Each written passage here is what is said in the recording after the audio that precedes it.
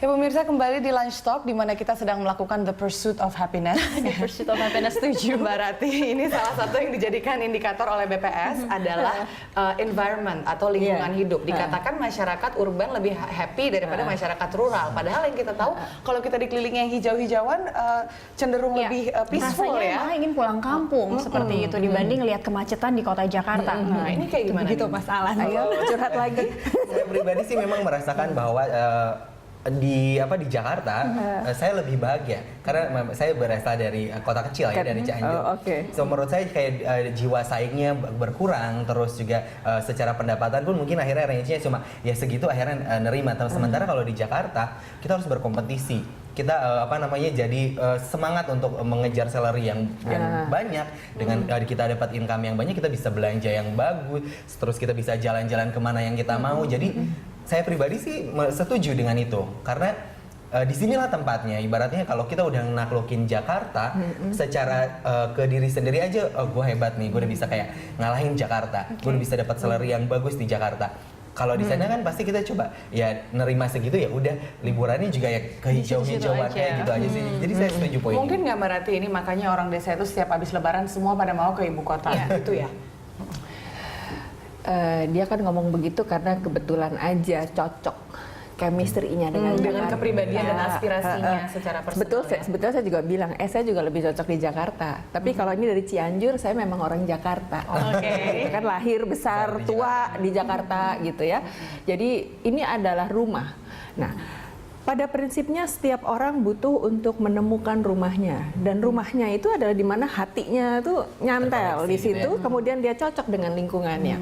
Kalau dikatakan gini, orang-orang Jakarta nih ngomongin Jakarta ya, pasti lebih happy dari yang di Cianjur. Ya belum tentu juga kalau nggak cocok dia di sini. Dengan tekanan yang begitu besar, competitiveness yang sebegitu intens, macet, traffic, tuntutan sosial, tuntutan untuk memenuhi status, dan semuanya itu kan berhimpit-himpit gitu ya.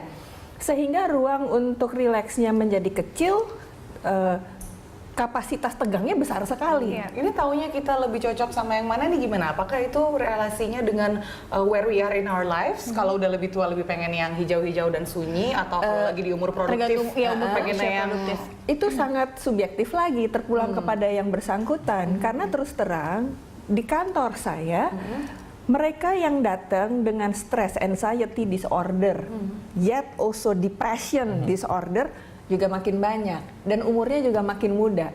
Jadi kan ini kan jadi nggak sinkron nih sama datanya BPS. Mungkin BPS ngambilnya secara lebih besar gitu ya, ininya respondennya, sementara yang datang ke saya kan memang lebih sedikit jumlahnya. Tapi mungkin nggak ini sebetulnya mewakili populasi di Jakarta. Ini kan menjadi ya nanti mesti diteliti ulang gitu. Tetapi balik lagi, kalau di desa dinyatakan tingkat happiness-nya lebih rendah daripada mereka yang tinggal di urban, mungkinkah ini karena aspek pertanyaannya memang mengacu kepada tadi kesejahteraan hidup dalam arti kepemilikan, akses, fasilitas gitu, dan kemudian masuk kepada opportunity untuk aktualisasi diri. Kalau orang yang bersangkutan punya ambisi untuk mengembangkan sayap, punya ambisi untuk karir, punya ambisi untuk macam-macam, maka desa menjadi terlalu kecil buat dia. Tadi Mas Alan sempat mengatakan kalau dia sudah merasa hebat karena sudah bisa menaklukkan ibu kota Jakarta.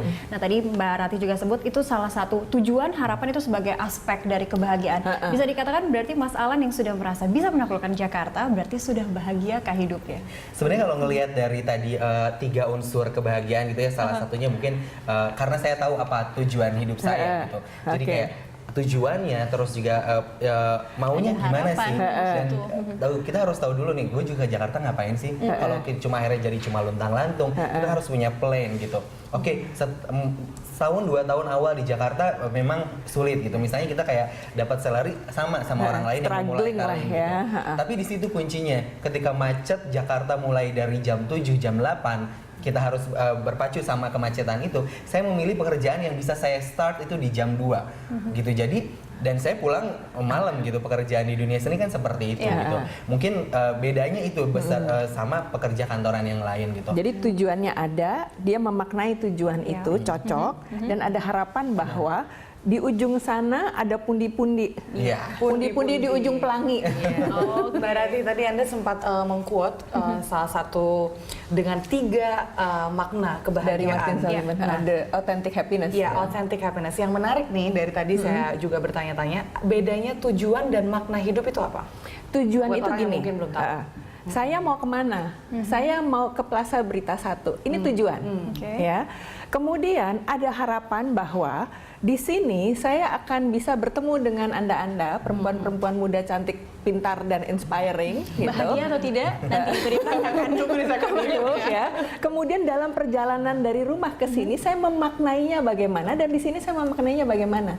prosesnya seperti itu. Iya, ketika pemaknaannya positif, dan itu membuat saya jadi happy-nya ada di sini ya, gitu. Tadi Anda juga berulang kali mengatakan the ability untuk memaknai hidup. Yes. Apakah itu artinya outlook aja? Bagaimana kita melihat sesuatu? Positive thinking? Itu kan persepsi Seperti ya. itu atau gimana? Tapi memaknai sifatnya lebih dalam. Itu sangat apa ya? It's more philosophical ya sebetulnya ya. Jadi bagaimana memaknai, oh ya Tuhan, syukur ya bahwa jalanan lancar gitu ya. Itu kan memaknai. Bayangin kalau gini, ya ampun, nggak macet sih, tapi minggu-minggu macet-macet masih gitu. Itu kan pemaknaan ya. Dan itu by choice. Iya. Kembali lagi Lebih ke positive personal thinking. kali ya. Iya. Positive thinking yang memberikan kita energi positif itu akan membuat kita Menghidupkan merasa sel-sel lebih kita. Iya, Tapi positive thinking bukan ini ya, bukan menipu diri Iya, ya. iya. Kita tetap realistis, tapi memberi maknanya positif. And it is by choice. Kau mau milih memaknainya positif, apa memaknainya nggak positif? I will choose something that positive makes me happy. Berarti Gitu. ada false positif juga ya? Iya. Yang Anda katakan tadi, kondisi real versus harapan. Kita akan Iya. bahas di segmen Oke. berikutnya. Pemirsa Lunch Talk akan kembali usai jeda.